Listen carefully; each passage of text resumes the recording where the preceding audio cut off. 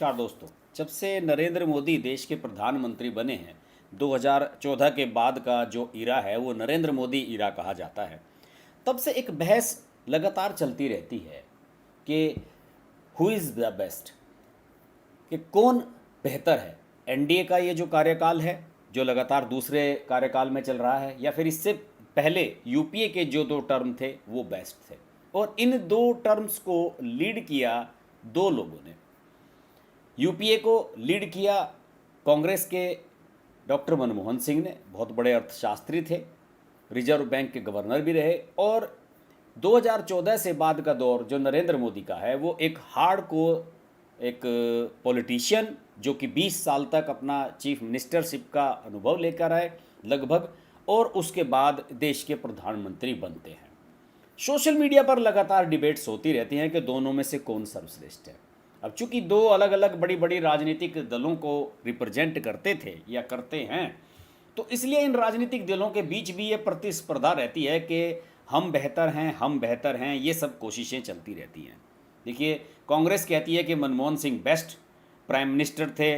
उन्होंने जब as a 1991 में जब वो नरसिम्हा राव की सरकार में वित्त मंत्री थे तो उन्होंने बड़ा शानदार एक बजट पेश किया था, और उसके बाद देश में लिबरलाइजेशन का दौर शुरू हुआ, उदारीकरण का दौर शुरू हुआ, आर्थिक नीतियां उदार हुई, विदेशी कंपनियां यहाँ पर आई, ये सब चीज़ें हुई। बिल्कुल ये बात सही है। दूसरी ओर बीजेपी ये दावा करती है कि 2014 के बाद नरेंद्र मोदी का जो इरा है, इसने अपनी चीज़ों को अलग लेवल पर लेकर गए हैं। इन्होंने अपनी नीतियों को बदला है, नीतियों को एग्रेसिव किया है। दूसरे देश, जो देश हमारे देश में निवेश करना चाहते हैं, उनको सस्ता, सुलभ और एक आसान जरिया उपलब्ध कराया है कि आप आसानी से यहाँ पर आइए, आपका स्वागत किया जा रहा है। बहुत सी ऐसी नीतियाँ बनाई गई हैं कि जिनमें देश दूसरों पर निर्भर न रहकर अपने पैरों पर खड़ा हो सके। खासतौर से इंडस्ट्रियल लॉबी को साथ लेकर साथ चलने वाली बात। हालांकि राहुल गांधी इस बात को लेकर क्रिटिसाइज़ करते रहते हैं कि मोदी सब कुछ अडानी और अंबानी के लिए करता है, लेकिन वो कभी ये भी नहीं कहते हैं कि अगर कांग्रेस की सरकार आई तो इस देश से अडानी, अंबानी, टाटा, बिरला को मैं खदेड़ दूंगा। ऐसा भी नहीं कहते हैं वो, क्योंकि वो जानते हैं कि देश में ये जो तमाम पूंजीपति हैं, या ये जो बड़े घराने हैं, या फिर जो बड़ी बड़ी कंपनीज़ हैं, इन्हीं से कायदे से देश चलता है। इसे मानने में कोई किसी को गुरेज होना नहीं चाहिए। लेकिन हकीकत बात यह है कि ये एक लंबी डिबेट का विषय है कि कौन बेहतर था, कौन नहीं। लेकिन जो इस देश के ब्रेन रहे हैं, जो इस देश को बनाने वाले माइंडेड लोग हैं, अगर वो कुछ बात कहते हैं तो उसको मायने दिया जाना चाहिए। और ऐसा ही एक नाम है नारायण मूर्ति। आप जानते होंगे कितनी बड़ी शख्सियत हैं नारायण मूर्ति। इन्फोसिस जैसी कंपनी के, आईटी की इतनी बड़ी कंपनी के सह संस्थापक रहे हैं एन नारायण मूर्ति।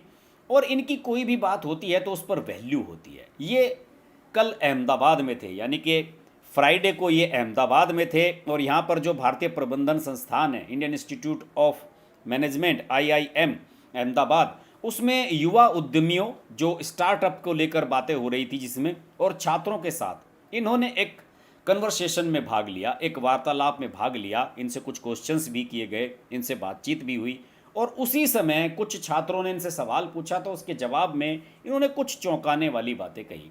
हालांकि इन्हें पॉलिटिकल रूप दिया जा रहा है। कांग्रेस नेता और दूसरे नेता इस बात को, आलोचना को हजम नहीं कर पा रहे हैं कि नारायण मूर्ति जैसा शख्स ये कह सकता है। नारायण मूर्ति ने इस कार्यक्रम में ये कहा कि कांग्रेस की अगुवाई वाली जो यूपीए सरकार थी, उसके वक्त जब मनमोहन सिंह प्रधानमंत्री थे तो भारत में जो आर्थिक गतिविधियां थी वो ठहर सी गई थी, और निर्णय सही तरीके से नहीं लिए जा रहे थे, निर्णय रुक रुक कर लिए जा रहे थे। उन्होंने ये कहा कि युवा दिमाग भारत को चीन का एक योग्य प्रतिस्पर्धी बना सकती है अगर हम इस समय ज़बरदस्त प्रयास करें तो। उन्होंने एक सवाल के जवाब में ये कहा कि मैं लंदन में 2008 से 2012 के बीच HSBC के बोर्ड में था, और पहले कुछ वर्षों में जब बोर्ड रूम की बैठकों के दौरान चीन को 2 से 3 बार उल्लेख किया गया तो भारत का नाम एक बार आता था। लेकिन दुर्भाग्य से मुझे नहीं पता कि बाद में क्या हुआ। मनमोहन सिंह एक साधारण व्यक्ति थे, असाधारण व्यक्ति थे, और मेरे मन में उनके लिए बहुत सम्मान है। अर्थशास्त्री थे, टॉप क्लास के जानकार थे, लेकिन यूपीए के सरकार में भारत ठहर गया था और निर्णय नहीं लिए जा रहे थे। जब उन्होंने HSBC को 2012 में छोड़ा तो बैठकों के दौरान भारत का नाम शायद ही कभी आता था, जबकि चीन का नाम लगभग 30 बार आता था। और उन्होंने कहा कि आज दुनिया में भारत के लिए सम्मान का भाव है और देश अब दुनिया की 5वीं सबसे बड़ी अर्थव्यवस्था बन गया है। ये सब बातें उन्होंने कही।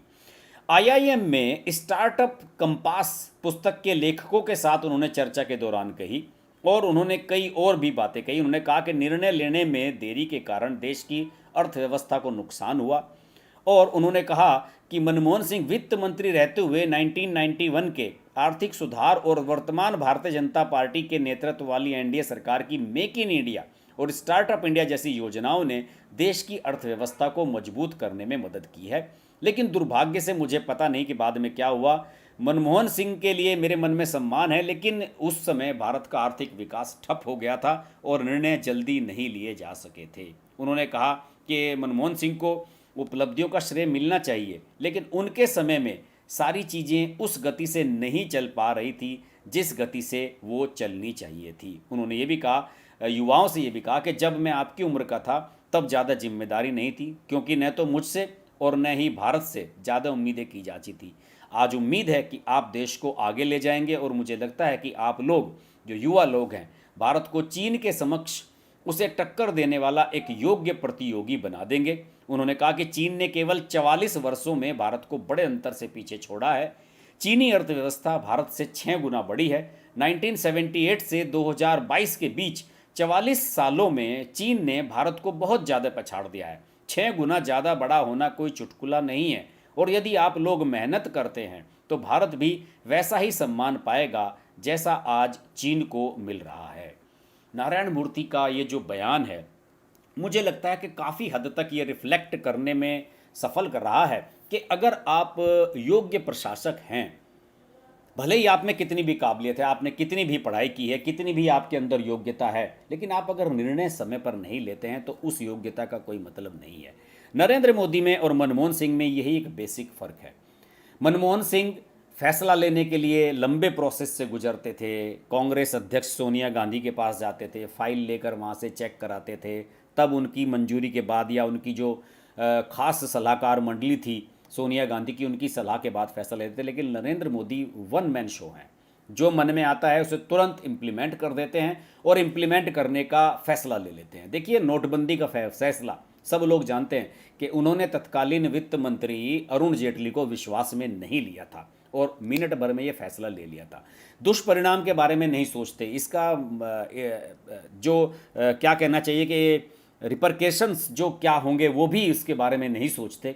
और नरेंद्र मोदी सिर्फ बस दिमाग में आइडिया आता है और उस पर जंप कर देते हैं। यही बेसिक फ़र्क है मनमोहन सिंह और नरेंद्र मोदी में। मुझे लगता है कि नारायण मूर्ति के इस बयान के बाद, उनकी इस बातचीत के बाद, उनके इस तथाकथित क्या कहना चाहिए कि ओपिनियन के बाद, मुझे लगता नहीं कि इसमें कोई डिबेट का विषय रह गया है कि देश में कौन बेटर प्राइम मिनिस्टर है। नो डाउट नरेंद्र मोदी आज मनमोहन सिंह को बहुत मीलों पीछे छोड़ चुके हैं। मैं तो यहाँ सिर्फ आर्थिक नीतियों की बात कर रहा हूँ।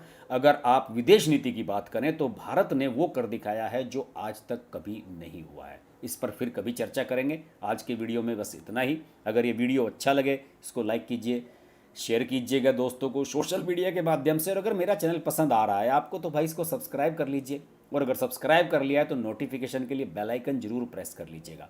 अगले वीडियो में फिर मुलाकात होगी। नमस्कार। अगर आपको हमारी वीडियो पसंद आई तो वीडियो को लाइक करें, चैनल को सब्सक्राइब करें और नोटिफिकेशंस के लिए बेल आइकन को प्रेस करें।